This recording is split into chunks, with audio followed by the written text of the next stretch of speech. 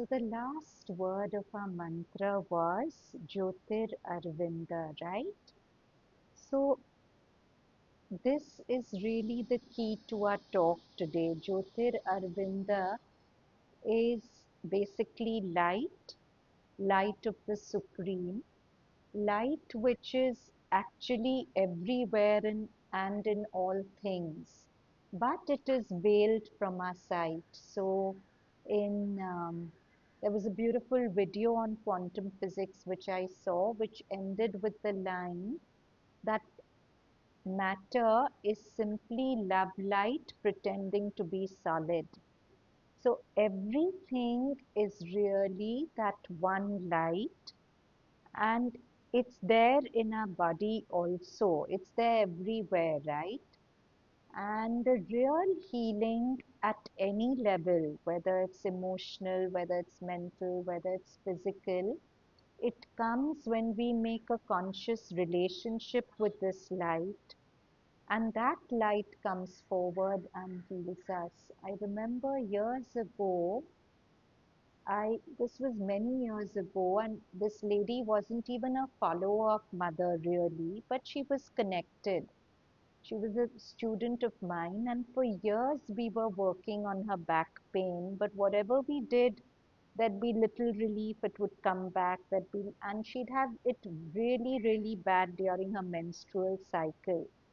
So one day when she was crying with pain because her pain was so bad, uh, we were just working together with the light, and suddenly she saw this blinding flash of white light, and her pain vanished and it never came back. So that's the power of this light if you make inroads to it and you call it into yourself. But what happens to us is when we fall sick, if it's a normal thing like cough, cold, which we know is going to go, it's irritating, but it's okay. But anything a little more untoward, our first reaction is fear. Our first reaction is thinking all the negative pathways it could go through. And that is what actually cuts us off from light, because Mother actually says that I'm like electricity, I'm flowing everywhere. But you have to plug your socket into me for me to flow through you, right? And faith, prayers, those are the sockets with which we plug in. Fear, doubt are the very things which, even if the electricity is flowing, electricity of grace, it stops that electricity from entering us. So the first thing is, when we are ill, mustn't entertain pessimism or fear, because the moment you entertain that, the road is more and more and more downhill. Yeah.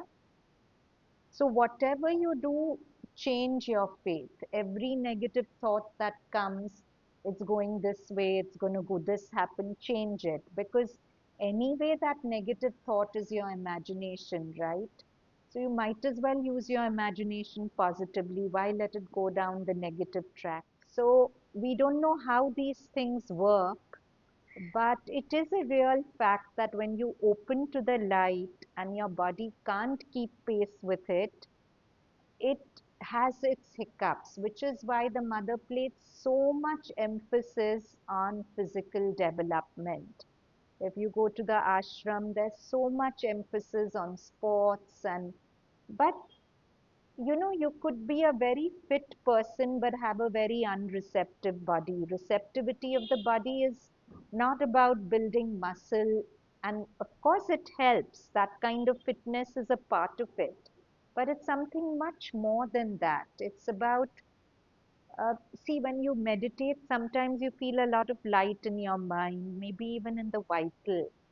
But many of us are not able to feel that light in the body because the body hasn't opened its gates to the light. So if that happens, that creates a sort of friction which can lead to some illnesses, microbes. So what mother's saying is that anyway your mouth is buzzing with a million germs. You know that, right? Why is it that sometimes, for example, you get a cold or a cough? Because that moment your immunity dipped. What makes your immunity dip? Your consciousness, right? When you're connected to the light that you are and you're in a happy, positive state, that light is your immunity. But if the moment you go into a wrong movement of thought, some kind of attachment, some kind of imbalance created by possessiveness or sadness or negative thinking or doubt, that weakens your immunity. And when that happens, it's like there's a battle all the time, right, between the forces of light and the forces of darkness in your body. The microbes, you can, mother says that microbes are really condensed forces of bad will. Yeah, bad will condenses and solidifies into microbes. So they are there in the world, they are there in your body. But if your immunity, your army is strong, if your consciousness is in the right place, the microbes cannot win. But the moment your consciousness dips, that's when your army becomes weak. And that's when the microbes get an upper hand and you fall ill.